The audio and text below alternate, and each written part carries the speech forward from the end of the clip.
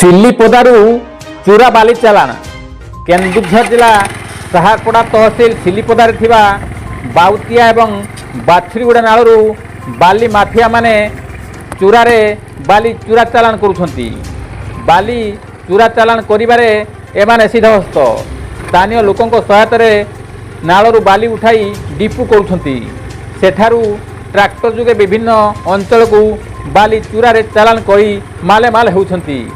एथिरे राजस्व विभागर प्रच्छन्न हाथ थिबा अभियोग होउछि। एथिप्रति माइनिंग अधिकारी दृष्टि देबाकू ग्रामवासी दाबी करिसेंती। गोविंद राउत का रिपोर्ट, केडी न्यूज ओडिया।